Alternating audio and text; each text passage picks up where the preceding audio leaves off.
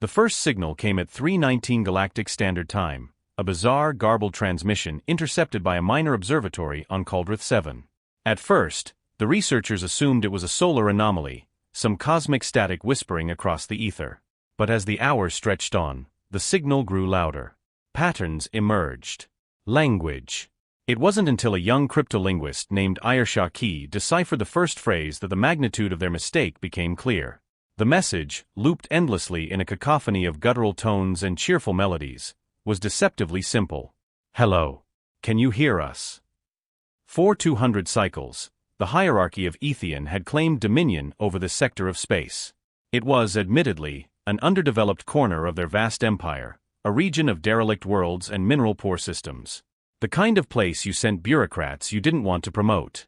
Yet somehow, in their infinite hubris, they had completely failed to notice an entire sentient species. And now that species had noticed them, on the bureaucratic capital world of Kaeldar, panic spread like wildfire.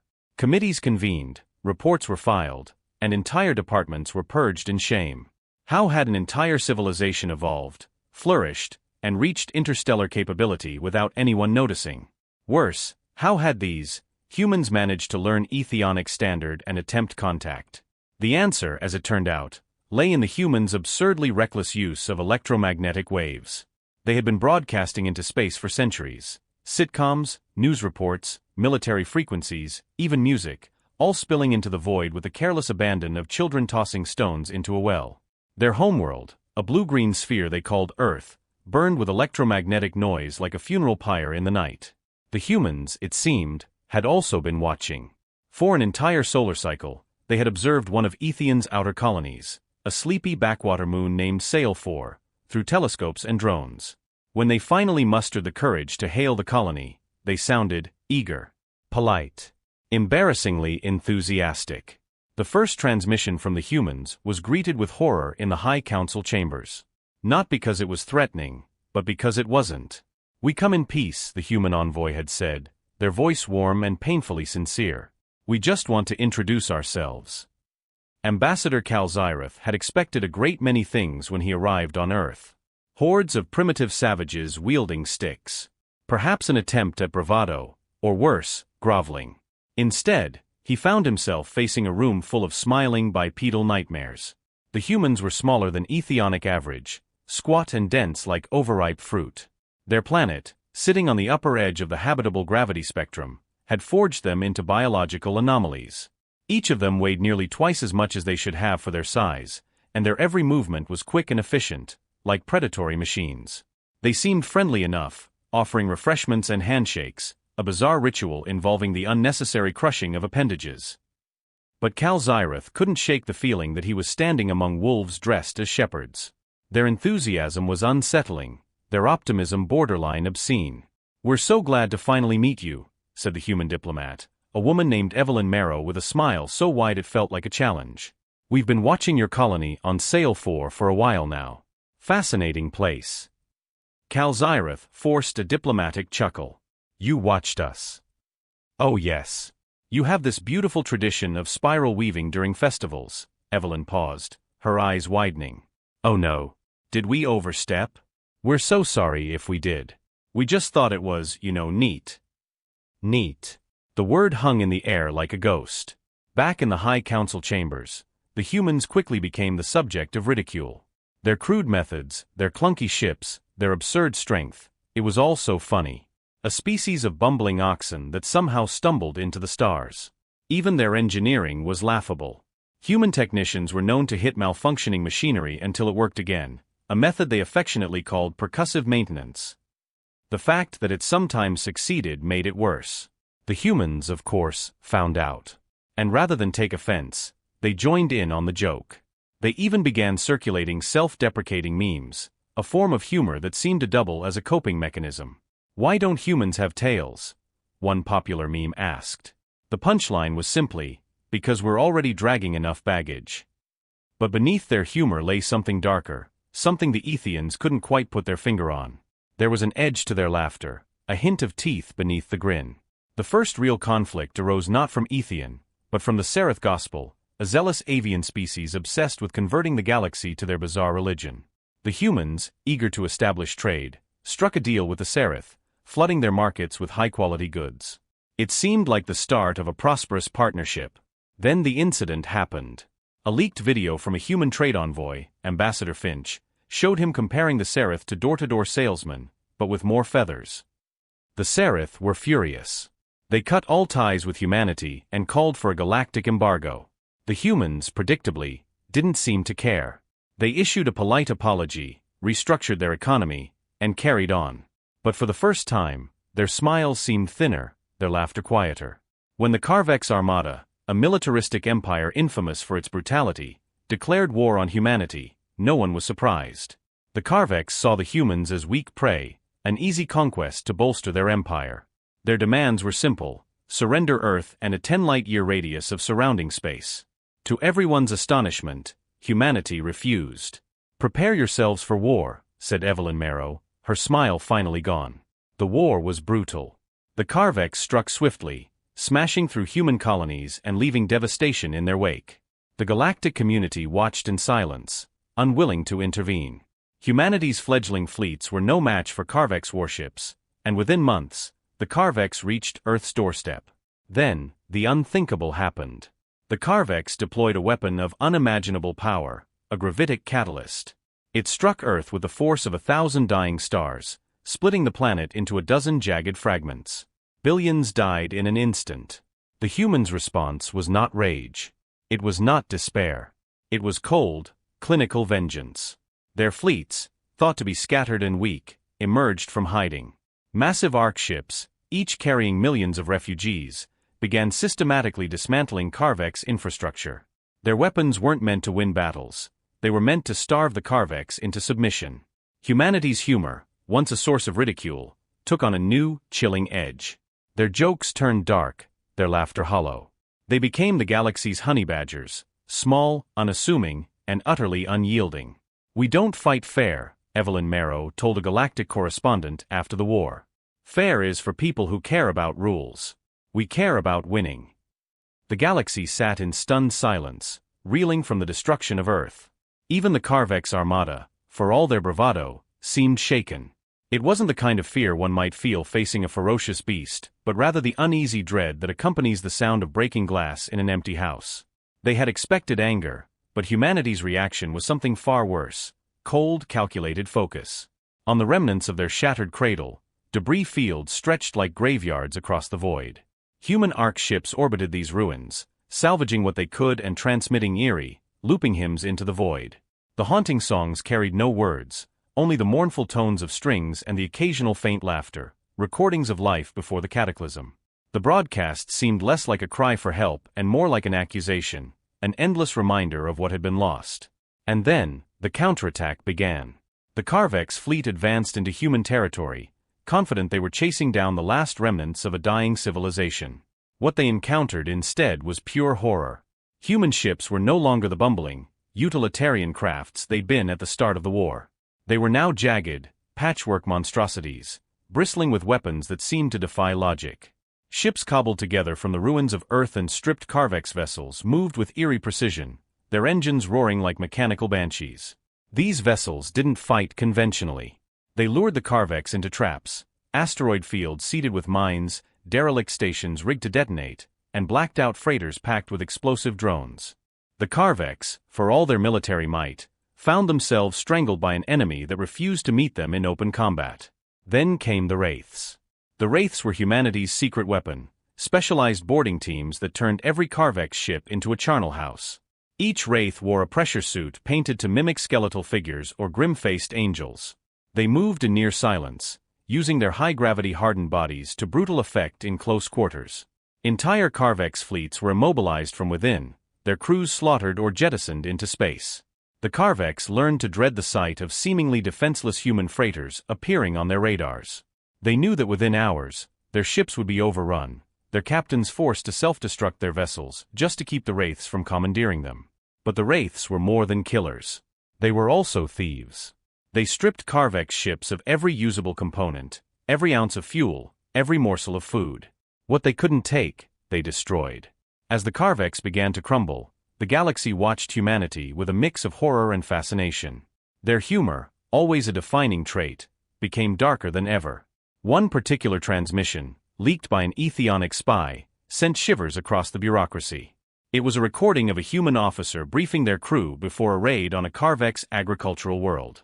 "Well, folks," the officer began, their voice chipper, "we're about to ruin someone's breakfast. Let's make sure it's a meal they never forget." The room erupted in laughter. But to the rest of the galaxy, the joke was anything but funny. Humanity's strategy hinged on a single brutal principle: starvation. Knowing the Carvex were entirely carnivorous, humanity targeted their food supply. Their biological weapons weren't designed to kill people, they were designed to kill meat. Livestock across Carvex worlds withered, infected by prion, engineered plagues, and parasitic fungi. The Carvex responded with equal savagery, striking at human agricultural systems. But here, humanity had an advantage: adaptability. The omnivorous humans grew food on their ships, creating sprawling hydroponic gardens and protein vats. Even as their worlds burned, they ate. The Carvex, meanwhile, began to starve. Desperation set in. Famine riots erupted on their core worlds, and reports of cannibalism filtered through the grapevine. For every Carvex soldier who fell in battle, 5 more perished from hunger. Desperate to reclaim the upper hand, the Carvex Infinite Admiral, still nameless, for reasons of both tradition and pride, threw his entire fleet into one final gambit. He would crush the remnants of the human armada in a single decisive strike. What he didn't know was that the humans had been waiting for this. As the Carvex fleet surged into the Sol system, they found themselves trapped in a labyrinth of gravitational distortions and electromagnetic interference. The humans had turned the ruins of their shattered homeworld into a death trap. Weaponized debris fields, automated drones, and cloaked mines tore through the Carvex formation. The Infinite Admiral, to his credit, did not retreat. He pressed onward, his fleet limping toward the human core ships. But as he closed the distance, he realized too late that the humans had prepared something special for him: the Ghost Choir. The Ghost Choir wasn't a weapon in the traditional sense. It was a fleet of hollowed-out ships filled with speakers, each broadcasting the songs of Earth's final days. The recordings ranged from children's laughter to orchestral symphonies to the quiet hum of rain. The psychological impact was devastating. Carvex pilots froze, their resolve shattered by the haunting reminder of what they had done. Ships drifted aimlessly, their crews too paralyzed to act. And then the humans struck. It was a slaughter. With their fleet obliterated and their empire on the brink of collapse, the Carvex Infinite Admiral called for surrender. His final transmission to the humans was broadcast to the entire galaxy. "You have undone us. You have burned our fields, shattered our fleets, and starved our people. You fight like demons, and you laugh like gods. We can do no more." The response came from Evelyn Marrow herself, her voice devoid of the cheer it once carried. Surrender accepted. Humanity took no joy in their victory. The Carvex were absorbed into the growing human republic, their worlds rebuilt under human supervision. But the scars remained. Earth was gone. Billions were dead. And humanity's laughter, once so full of life, now carried the weight of ghosts. The silence after the Carvex surrender was almost louder than the war itself. Across the galaxy, people waited for humanity to act, to show the ruthlessness they had so clearly demonstrated in the conflict. But the humans, true to their paradoxical nature, defied expectations yet again. Rather than exact vengeance, they extended mercy. Carvex worlds, stripped bare by starvation, were flooded with relief supplies. Ark ships filled with food descended like angels of salvation, their holds bursting with frozen rations, hydroponic produce, and vats of synthetic protein. The irony wasn't lost on the Carvex. The very species they had sought to annihilate was now their lifeline. But this mercy came at a cost. For every act of charity, humanity left a subtle, indelible mark. Carvex banners were lowered, replaced with the sigil of the human republic, a fractured globe, its shards held together by a ring of stars. Their culture, once defined by conquest and dominance, began to erode under the weight of human pragmatism and humor. The fate of the Carvex Infinite Admiral, whose identity remained a closely guarded secret, became a topic of galactic speculation. Rumors swirled that he had been executed in secret or left to rot in a human prison. The truth, however, was far stranger. The Infinite Admiral was held aboard Haven's Reach, one of humanity's largest ark ships, where he lived in relative comfort under constant surveillance. Evelyn Marrow herself visited him regularly, their conversations as much psychological chess as diplomatic theater. "You find this funny, don't you?"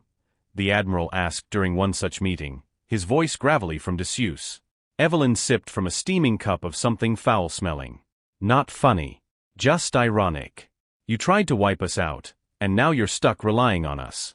It's poetic, really." The Admiral's mandibles clicked in irritation. "I expected hatred. Rage. Not this." "That's because you don't understand us," Evelyn said, leaning forward with a conspiratorial grin. "You think we're monsters. But we're just people. Messy, stubborn, and very, very hard to kill." For the first time, the Admiral was silent. The galaxy had changed in ways it could scarcely comprehend. The Ghost Choir, those haunting hollow ships that had broken the Carvex will to fight, had become something of a myth.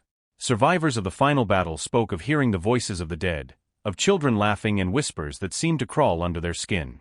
The ships were decommissioned after the war, their recordings deemed too psychologically damaging for general use. But the choir had left its mark. Across the galaxy, countless species reported strange dreams, a fractured world spinning silently in the void, its people laughing as it burned. Psychologists and mystics alike debated the phenomenon, but humanity remained tight-lipped. Some claimed it was simply a side effect of the choir's widespread broadcasts. Others whispered of something darker, a lingering echo of Earth itself. In an effort to reintegrate the Carvex into galactic society, humanity introduced them to an unlikely salvation: sports.